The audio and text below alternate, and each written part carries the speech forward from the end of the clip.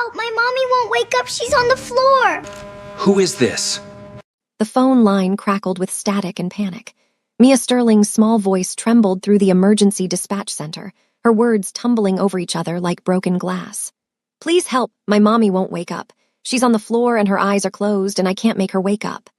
The dispatcher's fingers flew across the keyboard, trying to trace the call, but the number wasn't routing correctly. It wasn't connecting to 911. It was connecting to something else entirely.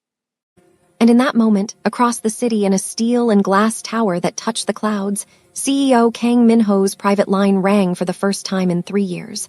He answered out of pure instinct, his voice cold and commanding. Who is this? Who is this? What he heard made something crack open in his chest. A child crying. A woman unconscious. A little girl begging anyone to save her mother. And just like that, the most powerful man in Seoul felt something he hadn't felt since he was a boy watching his own mother die. The unstoppable need to protect someone who didn't even know his name. Welcome to K Fairytale Stories, besties. Please like, share, and subscribe. Kang Min-ho stared at his phone like it had just become a live grenade. The call was still connected. The child was still crying. His entire world had just narrowed down to this single moment, this fragile voice cutting through years of carefully constructed walls. He pressed the phone closer to his ear, his other hand already gesturing sharply to his assistant who stood frozen in the doorway. Trace this call. Now. I don't care how you do it. Trace it immediately. The little girl on the other end was still talking, her words broken by hiccuping sobs. I tried to call the ambulance number, but I got the numbers wrong, and Mommy told me to always call for help if something bad happens, and this is bad. This is really bad. Min-ho's voice gentled in a way that would have shocked anyone who knew him. What's your name, sweetheart? There was a sniffling sound. Mia Sterling. I'm 6 years old and my mommy is Liana and she won't wake up. His heart clenched. 6 years old, the same age his sister had been when she'd called for help and no one had come. Mia, I need you to be very brave for me. Can you do that? A tiny, shaky yes came through the line. Good girl, I'm going to help you and your mommy, but I need you to tell me everything you can see. Are you at home? Yes, we live in apartment 304. The building is called Riverside Gardens. Mommy said it's not fancy, but it's ours. Min-ho was already moving, his assistant scrambling to keep up as he strode toward the private elevator. His security team materialized around him like shadows, their expressions tight with concern. He never left the building during work hours. He never showed emotion, and he certainly never ran anywhere, but he was running now. His driver had the car ready before he reached the ground floor. Min-ho slid into the back seat, phone still pressed to his ear, his entire focus on the frightened child on the other end of the line. Mia, I'm coming to help you right now. I need you to unlock the door if you can reach it, and then I need you to stay with your mommy. Can you hold her hand? I'm holding it already. Her hand is cold. Is that bad? The question nearly broke him. You're doing perfectly. Keep holding her hand and keep talking to her. Tell her you love her. Tell her help is coming. His driver was already pulling into traffic, the usual Seoul congestion parting for them as his security team cleared a path with efficiency that would have made military generals weep with envy. Min-ho had built his empire on precision and control, and right now every resource he possessed was focused on reaching that apartment. Riverside Gardens. He knew the building. A lower middle-class complex in one of Seoul's transitional neighborhoods, the kind of place where single mothers stretched everyone and children learned early that life wasn't fair. The kind of place he'd grown up in before money and revenge had transformed him into something else entirely. The drive took 12 minutes. It felt like 12 years. Min-ho listened to Mia's voice the entire time, keeping her calm, keeping her talking, learning more about her and her mother with every passing second. Liana Sterling was a translator. She worked from home. She'd been sick for a few days, but insisted she was fine. She'd been making lunch when she'd collapsed. Mia had tried to wake her up, then remembered the emergency number her mother had taught her, but in her panic she'd transposed the digits. Instead of reaching emergency services, she'd connected to the private line of the most powerful CEO in Seoul, a number that shouldn't have even been accessible. A coincidence that felt like fate. Min-ho's building manager was already on the line with building security at Riverside Gardens by the time they arrived. The apartment door was unlocked just as Mia had promised. Min-ho took the stairs 2 at a time, his security team fanning out around him, and when he pushed open the door to apartment 304, the scene that greeted him carved itself into his memory with the precision of a blade. A small living room with worn furniture and cheerful curtains. Children's drawings taped to the walls. And in the middle of it all, a little girl with dark curls and tear-stained cheeks kneeling beside a woman who lay motionless on the kitchen floor. The woman was beautiful, even unconscious. Dark hair spread around her like a halo, delicate features, curves that even her simple clothes couldn't hide, and skin so pale it was almost translucent. Minho's medical team was right behind him, the private physician he kept on retainer already moving to assess the situation, but Minho couldn't take his eyes off the little girl. She looked up at him with eyes that were far too old for her age, eyes that had learned to be afraid, and something in his chest shifted permanently. "You came," Mia whispered. "I came," he said, and knelt beside her as the doctor worked. "Your mommy is going to be okay. We're going to take care of her." The doctor's diagnosis was swift and certain. Severe dehydration combined with an undiagnosed kidney infection. Liana Sterling had been working herself to exhaustion, ignoring her own health while trying to provide for her daughter. Without treatment, she could have died. With treatment, she'd make a full recovery. But she needed to be hospitalized immediately. Minho made the decision without hesitation. "Take her to Seoul Memorial, private wing. Whatever she needs, whatever it costs, I'm covering it." His assistant didn't even blink. When Kang Minho gave an order, you followed it. The question of payment could be sorted out later. Right now, a woman needed help and her daughter needed security. The paramedics were gentle as they loaded Liana onto a stretcher. Mia tried to follow, her small hand clutching her mother's. But one of the medical team gently suggested she might want to wait for other family to arrive. The look of pure devastation on that little girl's face made Minho's decision for him. "She's coming with us," he said, his tone allowing no argument. "And so am I." He held out his hand to Mia. She looked at it, then at him, her lower lip trembling. "You promise my mommy will be okay?" "I promise," he said, and meant it with every fiber of his being. She took his hand. Her fingers were so small they barely wrapped around two of his. And in that moment, Kang Minho, the man who'd built an empire on ruthlessness and cold calculation, felt something he hadn't felt in 20 years. The fierce, protective love of family. The hospital staff at Seoul Memorial moved with impressive efficiency when they realized who was accompanying the patient. Private suite, best doctors, immediate treatment. Mia never left her mother's side, and Minho never left Mia's. He sat in an uncomfortable chair in a hospital room that cost more per night than most people's monthly rent, watching a little girl hold her unconscious mother's hand, and felt his entire worldview shifting.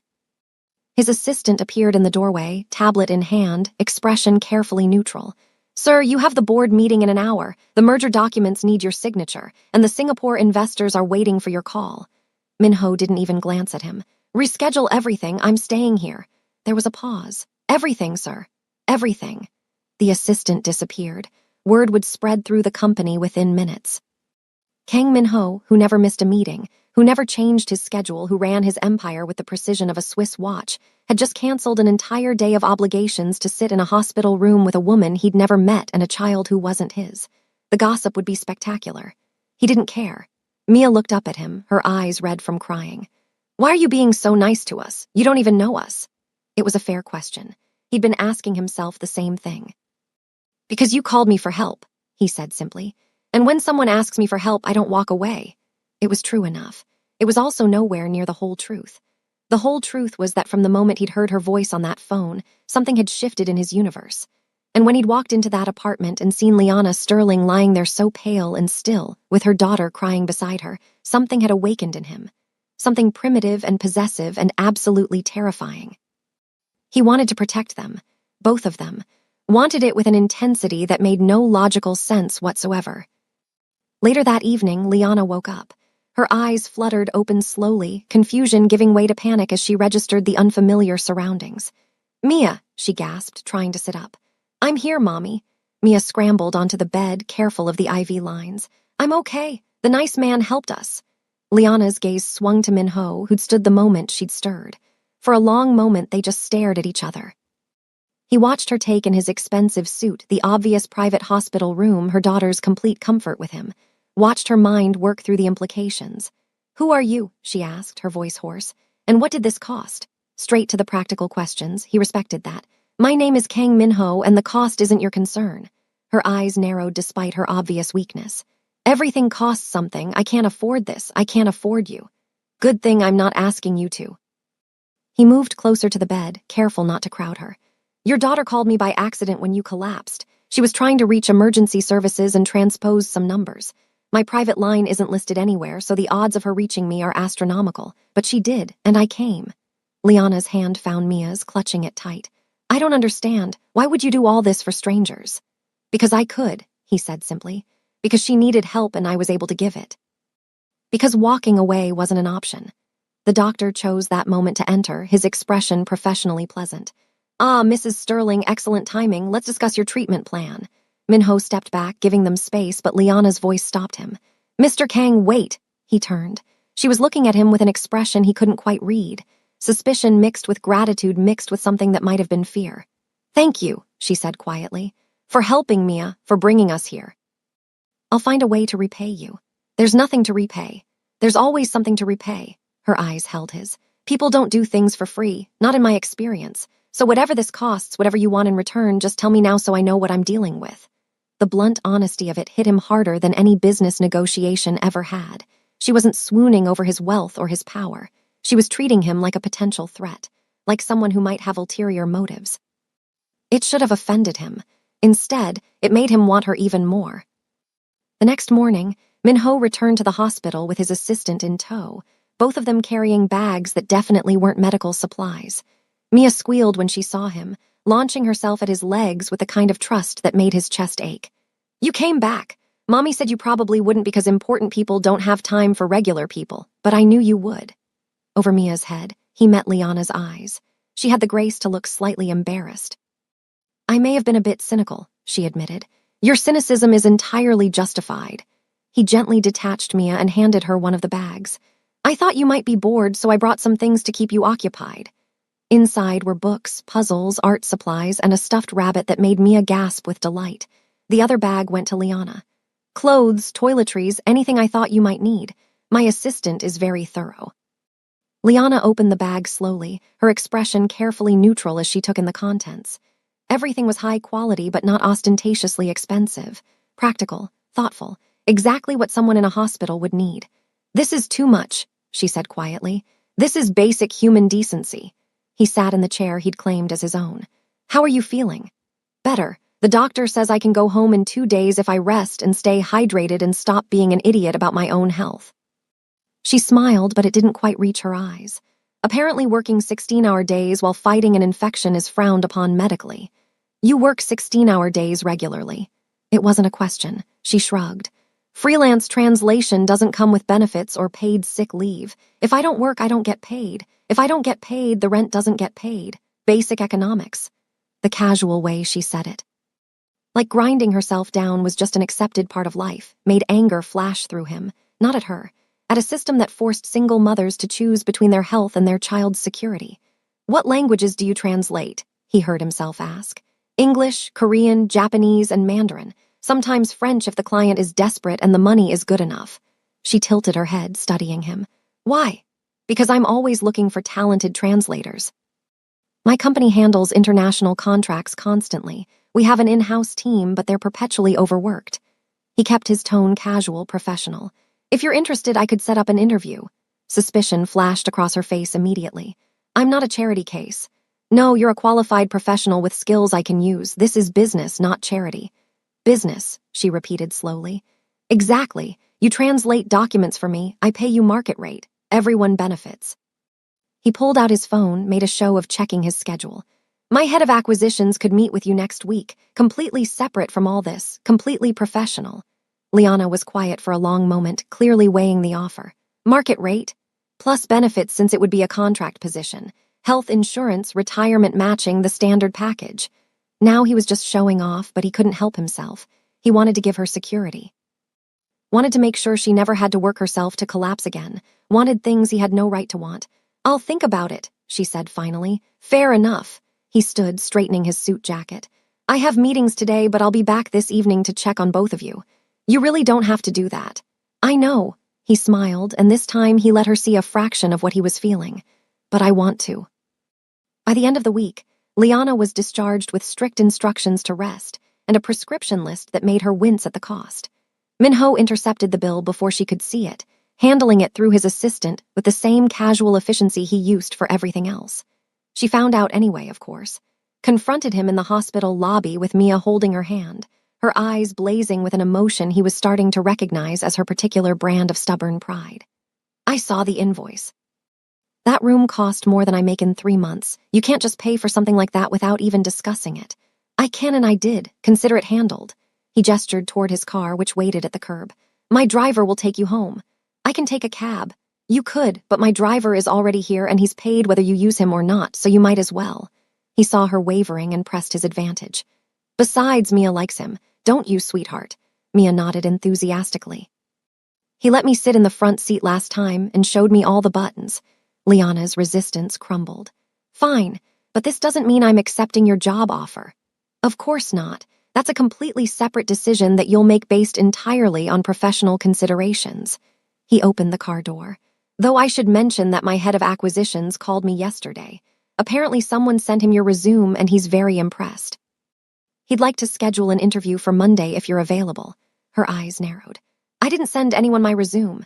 Didn't you? How strange. He smiled innocently. Must have been a different Liana Sterling who's fluent in 4 languages and specializes in legal and medical translation. She looked like she wanted to argue, but Mia was already climbing into the car, chattering excitedly about going home. Liana sighed, recognizing a tactical defeat when she saw one. Monday. I'll meet with him Monday, but if I get this job, it's because I'm qualified, not because you're pulling strings. I wouldn't dream of it. He absolutely would dream of it. Was in fact already pulling every string he could reach, but he'd be subtle about it. She slid into the car beside Mia, and for just a moment their eyes met through the window. The connection hit him like electricity, making his breath catch and his heart rate spike. She felt it too. He saw it in the way her pupils dilated, the way her lips parted slightly, the way she looked away quickly like she'd been burned. Good. Let her feel it. Let her be as off balance as he was. The following Monday, Liana arrived at Minho's corporate headquarters 15 minutes early, dressed in her best professional outfit, which he noticed was slightly worn at the cuffs but perfectly pressed. She'd braided her hair into a crown that made her look regal despite her obvious nerves. He watched her through the security camera feed as she checked in at reception, as she was escorted to the acquisitions department, as she sat in the waiting area reviewing documents on her tablet. He had no business watching her like this, had meetings stacked back to back, but he couldn't look away. The interview lasted 90 minutes. When it was over, his head of acquisitions called him personally. Sir, I don't know where you found her, but she's extraordinary. Her translation work is flawless, her understanding of legal terminology is impressive, and she negotiated for benefits like she was born to it. Minho smiled. So you're offering her the position. I'm offering her 3 different positions and letting her choose which one fits her schedule best. She's exactly what we need. That evening, Minho showed up at apartment 304 with takeout from Seoul's most expensive restaurant and a bottle of wine to celebrate. Mia answered the door, her face lighting up when she saw him. Mr. Kang, Mommy got a job. She's been dancing around the kitchen all day. Inside, Liana was indeed in the kitchen, and she looked happier than he'd ever seen her. Younger. Lighter, like something heavy had been lifted off her shoulders. I heard the good news, he said, setting down the food. Congratulations, I told you were qualified. Thank you.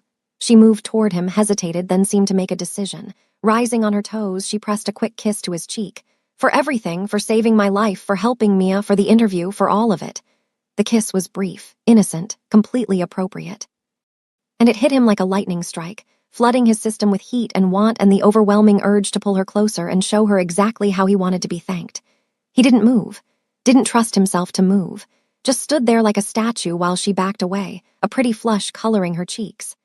I'm starting next week, she continued, her words coming faster like she was nervous. Part-time to start since Mia's still in school, but with potential to increase hours. The benefits package is incredible. They even have childcare options. Good, that's good. His voice sounded rough to his own ears. You deserve it. Mia chose that moment to investigate the food, squealing when she discovered there were dumplings, her favorite. Liana laughed, and the sound wrapped around Minho's heart like a fist. He was in so much trouble. Had been since the moment he'd heard Mia's voice on that phone. But seeing Liana happy, seeing her looking at him with something that wasn't suspicion or wariness, seeing her actually relax in his presence, it made all of it worth it. even if she never looked at him the way he was starting to look at her. Even if this was all he ever got, it would be enough.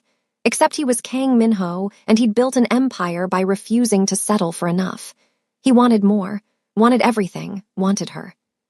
Over the following weeks, a pattern developed. Min-ho found himself at apartment 304 more often than his penthouse. Sometimes he brought dinner. Sometimes he brought toys for Mia. Sometimes he just showed up with no excuse at all, and Liana would let him in with an expression that said she knew exactly what he was doing but couldn't quite bring herself to send him away. Mia adored him. Would climb into his lap during movie nights, her small head resting against his chest like she belonged there. Would ask him to read bedtime stories in his deep voice because it made the characters sound more real.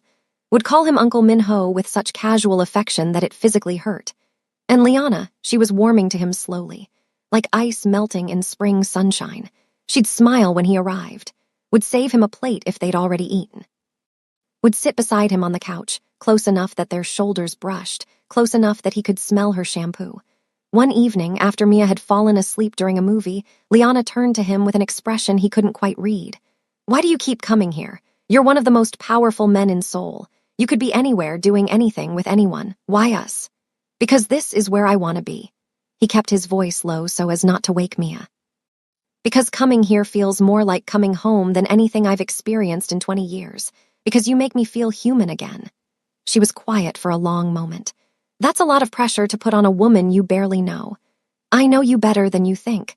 I know you work yourself to exhaustion because you're terrified of failing Mia. I know you eat the leftovers and give her the fresh food.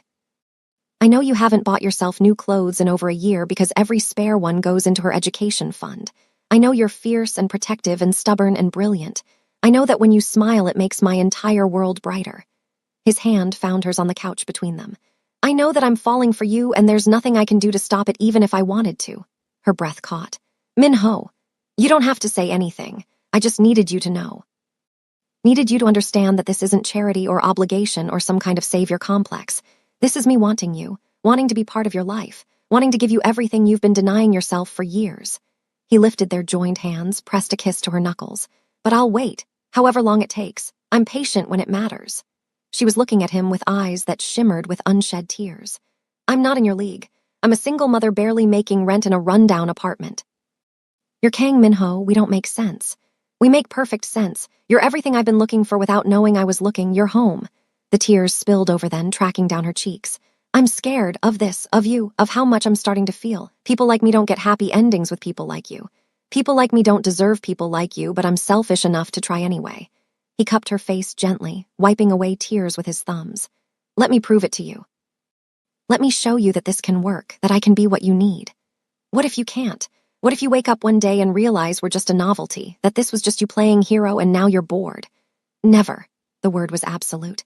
"You could never bore me. This could never be just novelty. I've never felt this way about anyone. You're it for me, Liana. The moment I heard Mia's voice on that phone, the moment I walked into this apartment and saw you, something in me recognized something in you. This is fate. This is meant to be." He was laying it all out there, every card on the table. No games, no strategy, just raw honesty and the desperate hope that she felt even a fraction of what he was feeling. She searched his face for a long moment. Whatever she saw there must have satisfied her because she leaned forward and kissed him. The kiss started gentle, tentative, like she was testing the reality of what was happening between them. But Min-ho had been holding back for weeks, had been wanting this with an intensity that bordered on madness, and the moment her lips touched his, something inside him snapped. His hand slid into her hair, angling her head to deepen the kiss. She made a small sound of surprise that turned into something else entirely as she melted against him. Her hands fisted in his shirt, pulling him closer, and he was drowning in her, the taste of her, the feel of her curves pressed against him, the way she kissed him back like she'd been starving for this too. When they finally broke apart, both breathing hard, Min-ho rested his forehead against hers. "Tell me this is real. Tell me I'm not imagining this." "It's real," she whispered, her voice shaky. "I don't know how or why, but it's real. I've been trying not to feel this. Trying to convince myself you're just being kind. But every time you show up, every time you look at me like I'm precious, I fall a little harder." He kissed her again, slower this time, savoring every second. "You are precious. You and Mia both. And I'm going to spend every day proving it to you." They stayed on that couch until late, kissing and talking and building something that felt bigger than both of them. Mia slept peacefully in Liana's arms while Minho held them both, and for the first time in his adult life, he felt complete. The next morning brought consequences neither of them had anticipated. Minho's assistant called at 7 with barely controlled panic in his voice. "Sir, you need to see the news. Now." Minho was still at Liana's apartment, having fallen asleep on the couch after she'd gone to bed, not wanting to leave them unprotected. He grabbed his phone and pulled up the news feed. The headline made his blood run cold. CEO Kang Minho's secret family, billionaire spotted with mystery woman and child. Below it were photos. Him entering the apartment building. Him with Mia at the hospital. Him and Liana at a park last weekend where he'd pushed Mia on the swings while Liana watched with a smile that could have powered cities. The media had found them, and they were spinning it as a secret relationship, complete with speculation about whether Mia was his daughter, whether this was an affair, whether his company's stock would be affected by the scandal. Liana emerged from her bedroom, took one look at his face, and knew something was wrong. "What happened?" He showed her the phone, watched the color drain from her face as she read. "Oh God, this is going to ruin you, your reputation, your company, everything. I don't care about any of that. You should care, this is your life, your empire, you can't throw it away for us." She was already pulling away, already building walls. "This was a mistake, I shouldn't have let this happen, I should have known better." "Liana, stop." He caught her hands. "Listen to me, this changes nothing. They can print whatever they want, let them. You don't understand, they're going to dig into my past, into Mia's father, into every mistake I've ever made. They're going to tear us apart just to sell papers. Then let them try." His voice was steel. "I have the best legal team in Asia. I have resources they can't imagine. And more importantly, I have the truth. Which is that I'm in love with you and I don't care who knows it." She stared at him. "You can't just say things like that." "Why not? It's true. I love you, Liana. I love Mia. I love the life we're building together. And I'm not letting gossip and speculation destroy it before it's even really started." Before she could respond, his phone rang. His head of PR. He answered on speaker. "Mr. Kang, we need to get ahead of this immediately. I recommend a press conference where you deny the relationship, state that you were simply helping a company employee in need, and distance yourself from any romantic implications." "No. Sir, with respect, this is the only way to contain the damage." "I said no." Minho's voice was absolute.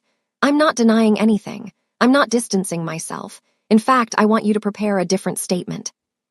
One confirming that I'm in a relationship with Liana Sterling, that I intend to pursue this relationship seriously, and that anyone who harasses her or her daughter will be dealing with me personally." Silence on the other end. Then, carefully, "Sir, are you certain that's wise?" "I've never been more certain of anything in my life." He looked at Liana as he said it, saw the shock and something that might have been hope warring on her face. "Draft the statement. I'll review it in an hour." The press conference happened that afternoon. Minho stood before a room full of reporters, camera flashes going off like lightning, and told the truth. "Yes, I'm in a relationship with Liana Sterling. Yes, I met her and her daughter in unusual circumstances that I won't be discussing out of respect for their privacy. Yes, I'm serious about this relationship, and I expect everyone to treat them with the respect they deserve." The questions came fast and furious. "Is the child yours? Are you planning to marry her? What about the company?" Minho answered each one with calm precision. "Mia is not my biological daughter, but I love her as if she were. As for marriage, that's a private matter between Liana and myself. And regarding the company, my personal life has no bearing on my ability to run it effectively. If the board disagrees, they're welcome to call for a vote of no confidence. I guarantee they won't like the results." It was a power move. A declaration of war against anyone who thought they could use this against him. And it worked. The media couldn't decide if he was brave or insane, but they definitely couldn't ignore him. By evening, the story had shifted from scandal to romance. Billionaire CEO defends girlfriend in emotional press conference. Kang Min-ho risks everything for love. The public ate it up. Suddenly they weren't a secret shame. They were a fairy tale. The powerful CEO and the struggling single mother. The accidental phone call that changed everything. It was perfect narrative material. Liana watched it all unfold from her apartment, Mia sleeping beside her, and when Min-ho finally returned that night, she pulled him into the apartment and kissed him with everything she had. "You're completely insane," she said against his mouth. "Absolutely out of your mind. No one does what you just did." "I do. For you, I do." He lifted her easily, backing her against the wall, his kiss turning demanding. "I told you I'd prove it. I told you this was real. Did you believe me now?" Yes, she gasped as his mouth found her neck. Yes, I believe you. The following weeks were a whirlwind of adjustments and revelations. Liana started her new position at Minho's company, working from home 3 days a week to be with Mia. The other employees treated her with cautious respect, curious about the woman who'd captured their CEO's attention, but too professional to gossip openly. Minho moved them out of the cramped apartment into a house in one of Seoul's better neighborhoods. Liana protested until she saw Mia's face when she realized she'd have her own room, a backyard, and a dog that Minho had somehow already acquired and trained. You can't just buy us a house, Liana said, but her heart wasn't in the argument. I didn't buy you a house, I bought us a house. There's a difference. He showed her the deed, both their names. Equal ownership, equal partnership. This is our home, Liana, yours, mine, and Mia's. She cried then, happy tears this time. The kind that came from finally believing that good things could happen to people like her. That night after Mia was asleep in her new room, Liana led Minho to the master bedroom. They made love slowly, tenderly, learning each other's bodies with reverent attention. Afterward, she lay in his arms, tracing patterns on his chest. I never thought I could have this. Someone who sees me, who wants me, who loves my daughter like she's his own. I never thought I could feel this, he admitted. I built my whole life around being untouchable, unreachable, and then a 6-year-old girl called my phone by mistake and everything changed. Do you regret it? Never, not for a second. He pulled her closer. You're the best accident that ever happened to me. 3 months into their relationship, the real test came. Mia's biological father appeared. Derek Chen had abandoned Liana when she was pregnant, had never paid a single one in child support, had never even met his daughter. But now that Minho was in the picture, now that there was money and prestige involved, suddenly he wanted custody. The lawsuit landed on Minho's desk like a grenade. Derek was claiming that Liana was an unfit mother, that she'd kept Mia from him deliberately, that he deserved a relationship with his daughter. It was pure opportunism, a cash grab disguised as parental concern, but it was also legally complicated. Korean custody laws favored biological parents. If Derek could prove Liana had prevented contact, he might actually win visitation rights. Or worse, Liana was devastated. He doesn't even know her name, doesn't know her birthday. Doesn't know anything about her, and now he wants to take her from me. He won't. Minho's voice was absolute. I promise you, Liana, he won't take her. I'll burn through every lawyer in Seoul before I let that happen. You can't fight biology. Watch me. He was already on the phone with his legal team, pulling strings, calling in favors. The case went to court faster than anyone expected. Minho's lawyers presented evidence that Derek had never attempted contact until now, had never paid support, had actively refused paternity when Liana was pregnant. They presented Mia's school records, showing her thriving under her mother's care. They even had Mia's teacher testify that the child had never mentioned a father until Minho appeared in her life. Derek's lawyers argued that he'd been denied the opportunity to be a father, that Liana had moved to Seoul specifically to keep Mia from him, that his recent interest was genuine reformation. It was lies, all of it, but it was convincing lies. The judge called for a recess to review the evidence. Minho found Liana in the courthouse bathroom, crying so hard she could barely breathe. He's going to win, I can feel it. They're going to give him visitation and he's going to use it to hurt me, to control me. No, Minho pulled her into his arms. Listen to me, he's not going to win. And even if by some miracle he does, I will make his life so difficult that he'll regret ever filing this lawsuit. I will follow him everywhere. I will document everything. I will make sure he never has a moment alone with Mia where she's not protected. I will make him wish he'd never heard our names. You can't do that forever. Watch me. His eyes were absolutely serious. I have resources he can't imagine. I have patience and money and the absolute refusal to lose. He picked the wrong family to extort. The judge's ruling came down 2 days later. Custody remained with Liana. Derek was granted supervised visitation, 2 hours per month, subject to review after 6 months. It was a compromise that satisfied no one. Except Minho had one more card to play. His investigators had been digging into Derek's life. What they found was exactly what Minho had suspected. Derek was in debt, serious gambling debt, the kind that got people hurt. He'd approached Liana's family for money first.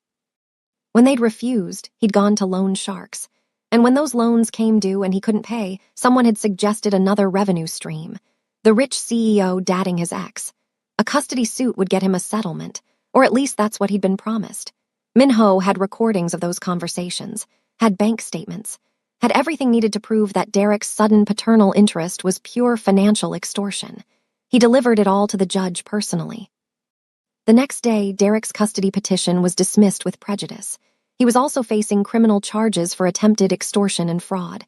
Minho's lawyers made sure of that. When Liana found out what he'd done, she looked at him like he'd hung the moon. "You destroyed him." "I protected our family, there's a difference." "Our family," she smiled through tears. "I like the sound of that." "Good, because I have something I need to ask you." He dropped to one knee right there in the courthouse hallway. "Liana Sterling, you and Mia have given me something I never thought I'd have. A home. A purpose beyond profit margins and shareholder value. A reason to be better than I was. I love you both with everything I am. Will you marry me? Let me be Mia's father legally. Let me give you both my name. Let me spend the rest of my life making you happy." Liana was crying too hard to speak at first. Finally, she managed a shaky, "Yes, yes, of course, yes." The ring was beautiful, simple, elegant. Exactly her style. He slipped it on her finger and kissed her in front of a dozen lawyers and courthouse staff who burst into spontaneous applause. Mia found out that evening when they got home. Minho knelt down to her level, suddenly nervous in a way he'd never been in any business negotiation. "Mia, I asked your mom to marry me and she said yes, but I wanted to ask you something too." Mia's eyes went wide. "What?" "I want to adopt you. I want to be your dad officially. Not just someone who comes around and loves you. Your actual father, the one on your birth certificate.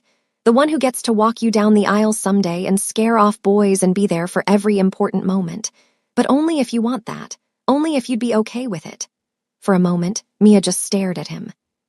Then she launched herself into his arms with enough force to knock him backward. "Yes, yes, yes, yes. I want you to be my daddy forever." Minho held her tight, this tiny person who'd accidentally called him and changed his entire world. "Forever it is then, sweetheart. Forever." The wedding happened 3 months later. Small by Seoul's standards. Just family and close friends and a garden ceremony that Mia helped plan. She was the flower girl, wearing a dress she'd picked herself, scattering petals with such serious concentration that the guests couldn't help but smile. Liana was radiant in a simple white gown that made Minho's breath catch when he saw her. They'd written their own vows. Hers were about second chances and unexpected heroes and learning to trust again. His were about phone calls that changed everything and falling in love with 2 people at once and promising to be worthy of the gift he'd been given. There wasn't a dry eye in the garden. The reception was small, too, dancing under string lights while Mia ran around with Minho's young cousins. Toasts that made everyone laugh and cry. A wedding cake shaped like a phone that was Mia's idea and made everyone groan at the pun. As the evening wound down, Minho found Liana alone for a moment, watching Mia play. He wrapped his arms around her from behind. "Happy, Mrs. Kang." Deliriously, she leaned into him, "Though I still can't quite believe this is real sometimes, that I went from struggling to survive to this. Believe it, this is your life now, our life." He turned her in his arms, "And it's about to get even better." "Better how?" He placed his hand on her stomach, where their second child was growing. They'd found out 2 weeks ago, had decided to wait to tell anyone until after the wedding. But he couldn't resist giving her this gift on their wedding day. The knowledge that they were building something permanent, something that would last beyond them. "You're going to be an amazing mother to 2, he whispered. Fresh tears spilled down her cheeks. "How did you know?" "I pay attention to everything about you. I noticed you'd stopped drinking wine. Noticed you've been tired. Noticed the way you touch your stomach when you think no one's looking." He kissed her softly. "We're going to have a baby, Liana. Our baby. Mia's going to be a big sister. We're going to be a family in every way that matters. We already are a family. I know, but now we get to grow it. Get to build something that started with a little girl's desperate phone call and turned into this. Into us. Into everything." 6 months later, Liana gave birth to a healthy baby boy they named Daniel, after Minho's late father. Mia took her role as big sister seriously, hovering over the baby with protective intensity that made both parents laugh and cry. The house was chaos. Beautiful, wonderful chaos. Late-night feedings and Mia's school projects and Minho trying to balance running an empire with being present for every important moment. He'd learned to delegate more. Learned that the world wouldn't end if he missed a meeting because Mia had a school play. Learned that the most important deals he'd ever close weren't in boardrooms, but around dinner tables with his family. One evening, when Daniel was 6 months old, Minho sat in the nursery watching Liana rock their son to sleep. Mia was curled up asleep in Liana's lap too, exhausted from a busy day. The sight of them together made his chest tight with emotion. Liana looked up and caught him watching. What are you thinking about? That I used to believe power was about control, about dominating markets and crushing competition and building empires that would outlast me. He moved closer, careful not to wake either child. But real power is this, is protecting the people you love, is building a life that matters beyond profit margins, is being the person your family needs you to be. You're getting soft, Mr. Kang, she teased gently. Maybe, but I blame you entirely. He kissed her forehead. You taught me what really matters, you and Mia. You showed me that the best things in life aren't bought or negotiated, they're given freely, and all I had to do was answer the phone. Best wrong number ever dialed, she murmured. Best accident ever. Not an accident. Liana's eyes were serious now. Fate, divine intervention, whatever you want to call it, that call was meant to happen. We were meant to find each other. Mia was meant to save both of us. She was right. He knew she was right. Some things couldn't be explained by logic or probability. Some things just were. Like a little girl transposing digits in a panic and reaching the one person in all of Seoul who would drop everything to save her. Like that person falling completely, irrevocably in love with both her and her mother. Like building a family from broken pieces and desperate phone calls and the impossible grace of second chances. Min-ho had spent his entire adult life being untouchable, unreachable. The kind of powerful that made people afraid to even look at him directly. And then a 6-year-old girl's voice had cracked through all of it, and he'd found something better than power. He'd found home. 5 years after that first phone call, the house was even more chaotic. Mia was 11 now, still protective of her younger siblings. Daniel was a rambunctious 5-year-old who worshipped his big sister, and their daughter Sarah, age 3, had just started preschool and had opinions about everything. Min-ho had officially adopted Mia. The paperwork had taken time, but seeing his name on her birth certificate as her father had been one of the proudest moments of his life. Second only to both times Liana had given him children. They'd just finished dinner, a rowdy affair with 3 kids talking over each other and food ending up in places it shouldn't, when Mia asked the question she asked periodically. Daddy, tell us again about the day I called you. Min-ho smiled. He never got tired of that story. Never got tired of the way Mia called him daddy without hesitation. Never got tired of any of it. I was in my office working on something boring and important when my phone rang, and on the other end was the bravest little girl I'd ever heard. She was crying, but she was being so strong, and she told me her mommy needed help. And you came to save us, Mia said, even though she knew this story by heart. I came as fast as I could, and when I got there I found the 2 most important people in my entire life, even though I didn't know it yet. He reached over and ruffled her hair. You called the wrong number, but it turned out to be exactly the right person. Was it love at first sight with Mommy? Sarah asked, her words slightly lisped around missing teeth. It was something at first sight, Liana interjected, laughing. Your father was very bossy, ordering everyone around, being all intimidating and CEO-like. I was being efficient, Min-ho protested. You were being overwhelming, but also kind of impressive. She smiled at him across the table. And yes, there might have been some attraction, even though I tried very hard not to notice. Mommy tried to make Daddy leave, Mia informed her younger siblings. She kept saying she'd pay him back and he didn't have to help us, but Daddy wouldn't listen. Because I'm smart, Min-ho said.